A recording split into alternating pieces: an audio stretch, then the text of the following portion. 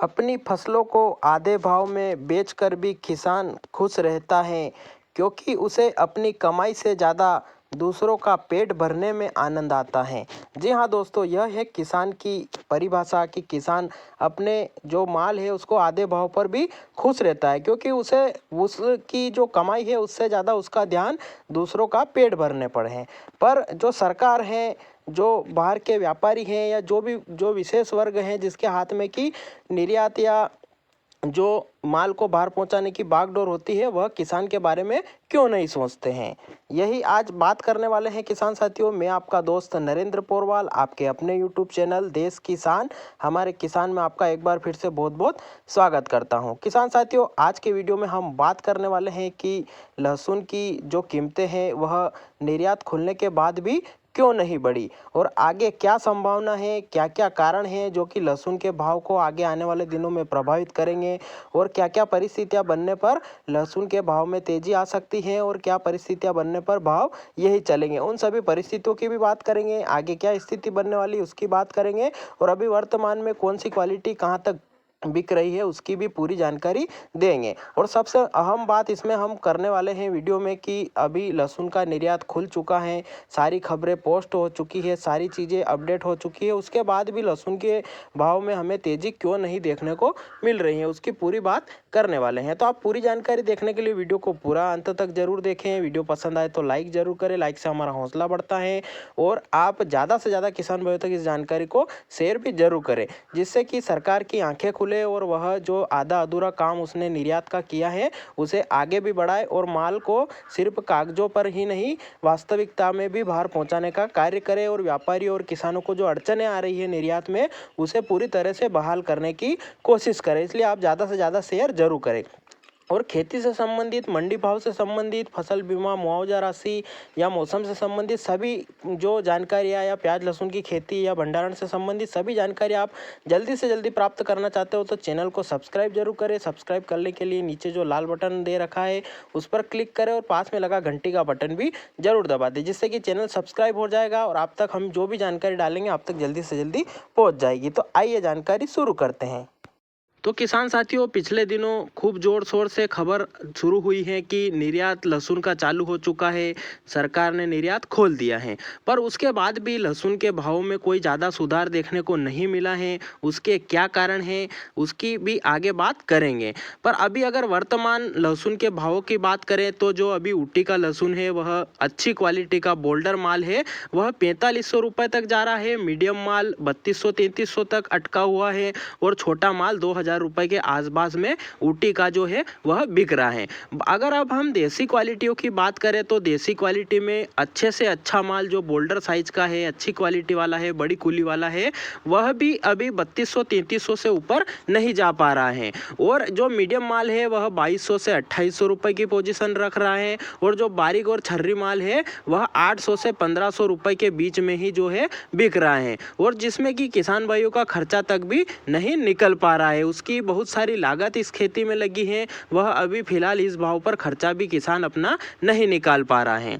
तो किसान साथियों, क्या कारण है कि निर्यात खुलने के बाद भी लहसुन के भाव में तेजी नहीं आई? तो इसका जवाब है कि जो लहसुन का निर्यात है वह सिर्फ जो है कागजों पर खोल दिया गया है, अभी वास्तविक स्थिति में लहसुन बाहर नहीं जाने लगा है। उसके अगर कारण की बात करें तो सबसे मेन बात तो यह है कि अभी थोड़ा जो एक्सपोर्ट क्वालिटी का माल मंडियों में अभी आना स्टार्ट नहीं हुआ, यह पहला कारण है। आगे जाकर अगर जो है लहसुन का अच्छा माल मंडियों में पका हुआ ठोस माल, मजबूत माल जो कि एक्सपोर्ट में, परिवहन में बिगड़ेगा नहीं, ऐसा माल जो होगा तो वह उसका निर्यात किया जाएगा, यह व्यापारियों का कहना है। उसके बाद जो कुछ अड़चनें भी निर्यात में आ रही है, जैसे कि जहां पर माल पहुंचाना है, जो आयात करने वाले देश हैं वहां पर टैक्स की पॉलिसी क्या है, वहां पर माल भेजने पर क्या टैक्स लगता है, वहां पर पेमेंट पहुंचाने की क्या स्थिति है, यह अभी कुछ भी सुनिश्चित नहीं हो पाया है। और जो आवागमन की जो सुविधा है, जिस स्थिति में माल वहां पहुंचाना है, चाहे जहाज से पहुंचाया जाए या अन्य किसी रूट से पहुंचाया जाए, तो वहां पर वो जो माल भाड़ा और जो आवागमन की जो लागत होती है वह भी अभी अन्य देशों में फिक्स नहीं हो पाई है। उस कारण से किसान भाई जो माल ले जा रहे हैं उनका जो माल है वह एक्सपोर्ट जो व्यापारी भाई नहीं पहुंचा पा रहे हैं, जो व्यापारी भाई है वह एक्सपोर्ट नहीं कर पा रहे हैं और असमंजस की स्थिति अभी पैदा हो रही है। ये दो कारण है। अगर तीसरे कारण की बात करें तो तीसरा कारण महत्वपूर्ण कारण है, आपको समझना पड़ेगा किसान साथियों की जो अंतर्राष्ट्रीय मूल्य होता है उसके ऊपर या उसके अनुसार ही जो निर्यात मूल्य तय होता है।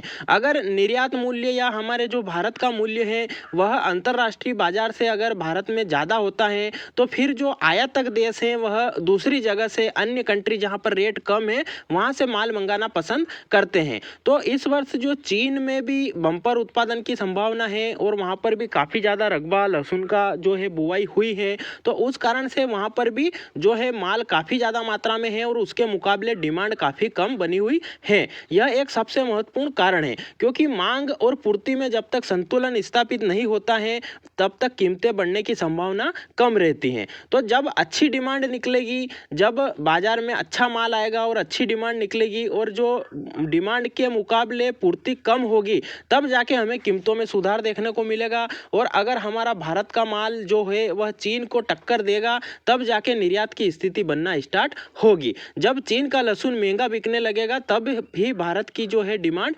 निकलेगी और भारत का माल एक्सपोर्ट के लायक कीमत में बिक पाएगा। यह समझना काफ़ी ज़्यादा जरूरी है। तो यही तीन कारण हैं। एक तो जो अंतर्राष्ट्रीय मूल्य है वह काफ़ी ज़्यादा कम है और भारत के मूल्य के समान चल रहे हैं। दूसरे कारण में जो अभी जो निर्यात की जो स्थिति है उसमें जो टैक्स और आवागमन का जो परिवहन खर्च है वह अभी फिक्स नहीं हो पा रहा है। और तीसरा कारण है कि अभी क्वालिटी भी कुछ हल्की आ रही है। यह तीनों कारण जो है स्पष्ट हमने कर दिए हैं। यह तीनों कारण जब पूर्ति हो जाएगी, ये तीनों कारण जब सुधर जाएंगे तब जाके निर्यात होना स्टार्ट होगा। नहीं तो अभी निर्यात चालू कर दिया है पर माल बाहर पहुंचना स्टार्ट नहीं हुआ है। उस वजह से हमें भाव में कोई भी बढ़ाव या बढ़ाता हुआ भाव नहीं देखने को मिल रहा है। यह तीन कारण उसमें प्रमुख भूमिका निभा रहे हैं।